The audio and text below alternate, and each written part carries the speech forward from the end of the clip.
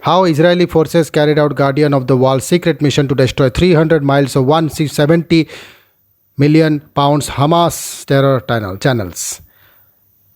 Known as Operation Guardian of the Walls, the mission involves Israeli jets firing missiles at the tunnels, destroying the passages beneath the city. The 170 million pound tunnels, known to Hamas as the Metro, have been used by the organization to hide weapons as well as guerrilla fights and senior commanders.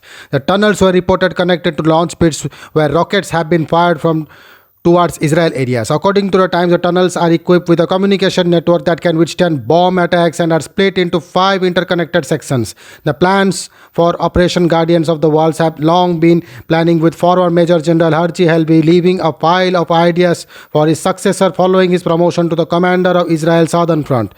This operation, which involves night blasting airstrikes at Gaza, was one of those ideas. So far, 60 miles of the tunnels have been destroyed. On May 14, Israeli forces buried Hamas leaders alive by tricking them into bolting underground, then bleaching their network of tunnels. Commander tweeted that an attack on Gaza Strip was underway at the same time that a bombardment from jet, tanks and gunboats erupted.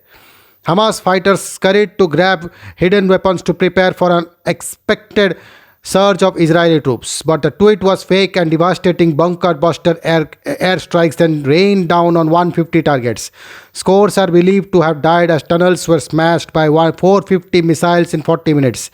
On Monday, Israeli airstrikes reported destroyed the homes of 9 Hamas leaders and a network of terror tunnels. The Israeli Air Force claimed that Monday's strikes killed Hussam Abu Habib, the commander of the Palestine Islamic Jihad Northern Division. Habib was responsible for rocket attacks against Israel, including those launched last week, according to the Israeli Air Force.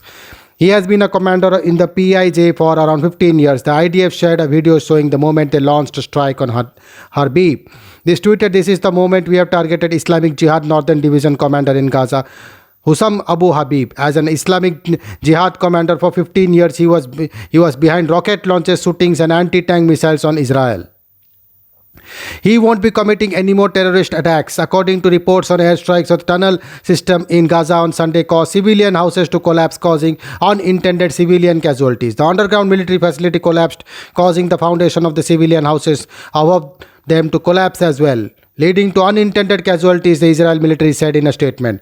The military said it aspires to avoid civilian casualties as far as possible, but Hamas bears responsibility for intentionally locating its military infrastructure under civilian houses, thus exposing civilians to danger. In 2016, Israel military constructed a barrier along the Gaza Strip to counter the sprawling subterranean tunnels built by Hamas. Israel has sought to find a technological and physical answer to cross-border tunnels for over a decade, the Times of Israel wrote in an editorial in 2016.